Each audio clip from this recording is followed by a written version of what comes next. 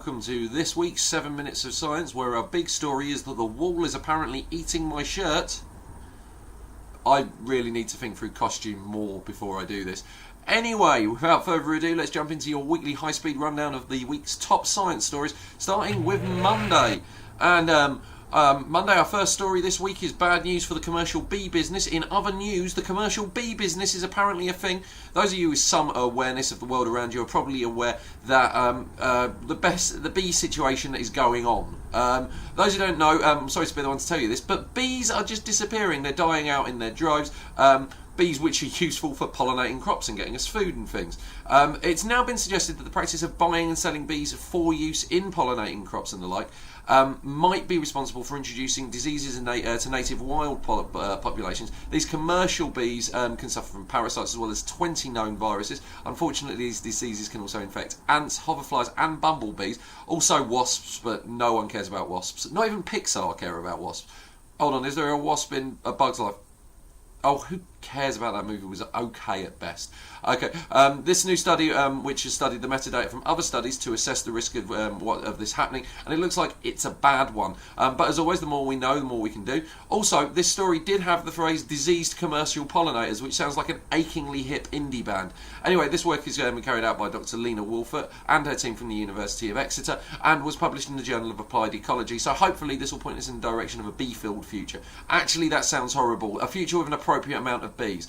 Tuesday, and tigers have made the news for all the right reasons. Well, not all the right reasons. They haven't announced the successful clone of the tamed saber-toothed tiger that you can ride to work yet. However, with only a slightly less awesome real tigers that we actually have in the real world are doing pretty well. There's been a 30% increase in numbers of tigers in India, which is home to 70% of the world's tiger population. This information has come to light as a result of a census conducted in 2001 and then again in 2004. The scale of this is pretty astonishing. The researchers are managing to gather unique pictures of 80% of the country's tiger population, and the figures show an increase from 1,776 to 2,226. It should also be noted that a study in 2000 estimated as few as 1,411. This work has been undertaken by the Indian Environment Ministry, and I just wanted to applaud India for this. They've undertaken a conscious effort to streamline their conservation and focus their efforts where they are needed, and as a result they've achieved something marvellous. In addition, they've announced their willingness to share these methods, and they've said they'll donate tiger cubs to the international community to help bolster conservation efforts. So, a rare win for the environment. Wednesday brings us news, a great boring sounding thing used to do something incredibly cool, awesome news, and that is the field of X-ray contrast tomography has been used to read a scroll that was turned into a hunk of carbon by the eruption of Mount Vesuvius in 79 AD. In other news, that sentence was way too long. The molten rock-based Angry Mountain incident that occurred in 79 AD destroyed the town of Herculaneum, which, by the way, bad name for a town if you know the mythology. You're just asking for Hera to blow up a mountain at you. Anyway, as it turned out, these scrolls in the library, basically into bunks of charcoal, they were dug up in 1752, and because this story is the kind of thing that sounds like Nicolas Cage should be involved, people just, been puzzling over them, trying to work out their secrets for years, until Vito Michello and Emmanuel Brun came along with their fancy pants new technique of X-raying to read individual characters off these burned up parchments without unfurling them, so we can finally find out what's written them. Unfortunately, I'm pretty sure that we've already worked out everything that ancient Romans living near an exploding volcano knew. Might have had to share with us. Nothing really new to be found there. But Thursday next, and you know what we haven't talked about in a long time? Comet 67P. There she is, isn't she a beauty? Well, she's been spewing a bunch of water into the solar system since we first got close enough to detect it, and probably before that. It would be very, very strange if she started doing that, and she is a she, when she saw us coming. The clip I want to show you at this point is from Mr. Plinkett's review of Indiana Jones and the Kingdom of the Crystal Skull, because it's got a good spewing water, but it's also disgusting, so I'm not going to click it. There's a link down here somewhere. Anyway, as the comet's approaching the sun, it's heating up and spewing out more and more and more and more and more water. Tenfold. It's increased 10 times from the 1.2 litres of water being spewed out a second when it was originally found.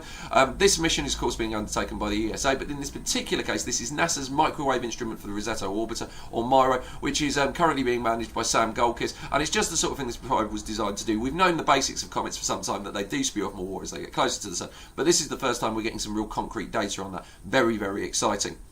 And we all know that E equals mc squared, where E is energy, m is mass, and c is the universal constant of funk. No, the speed of light. Well, that's not actually true. You see, c is actually the speed of something with no mass. Einstein and every other scientist alive at the time thought light had no mass. Idiots. Well, as I'm certain you're aware, there have been various experiments done with slowing light down. Usually this is done by sending the light through a medium, different mediums. In one case they actually slowed it down enough that you can beat it on a bike, but as soon as it clears the obstacles, it instantly jumps back up to the fastest speed that exists. Well, on Friday it was announced that a joint team from Glasgow and Heriot-Watt University, they managed to slow down light in such a way that it remained travelling at a lower speed after it had returned to free space. This is all done by using a mask or pattern to shape the light or photon. Unfortunately, the reason this all works, I mean, how can you shape a particle, is because it takes advantage of the crazy world of quantum dynamics, which I really do not have time to go into, so links as always down below. And finally, did anybody else know that Google were making robots for the US military? Because Google are making robots for the US military.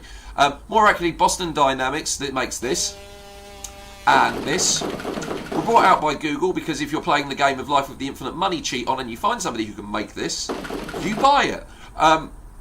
There was a point. Oh yes, they made this, and that is a new model of this robot, which has had the cord cut and now runs on a battery pack, making it easier for it to enslave all mankind. In all seriousness, this is being done as part of the latest round of DARPA testing. DARPA is the part of the military that acquires and develops new tech. I dread to think what they have that we don't know about. In this case, they host a round of competitions with cash prizes as part of their ongoing quest to get their hands on a walking robot that can engage in search and rescue and battlefield support. And if you truly think that's the end game on this, then you clearly don't fully understand the nature of the military-industrial complex. It's a complicated subject, but it was covered very well in the Metal Gear series. Metal Gear. And finally,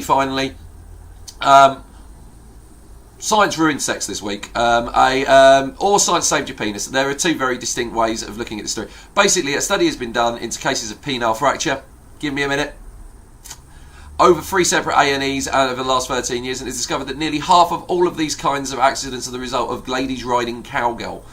This is because woman is in charge of all of the motion, but she doesn't have any of the pain receptors that come from this. So I'm going to propose right now, if a woman is riding you and you feel pain as a man, you can throw her across the room. And girls, I'm sorry if that hurts you, but it's the lesser of two evils in this situation. However, if you want to go with missionary, you're safer, and doggy style is also safer, but there is always a risk. So have sex in fear. Anyway, thank you for watching. We did it in under 7 minutes, even though, I'm sorry, that wasn't my best. I got a bit jumbled at points. I'm doing this at, way earlier in the morning than I normally do. It's 10 to 12 on a Saturday. I should be asleep for, another 2 hours. But I have Dungeons & Dragons to play today, so I did this early. Thank you very much for watching. If you like what we're doing, give the subscribe button a click, give the like button a click, comment, share, do something, anything. Please, we're begging you. We're not begging, we're dignified. But do that, it'll be awesome. Anyway, thanks for watching, and as always, good luck in your endeavours, if your endeavours be good. Goodbye.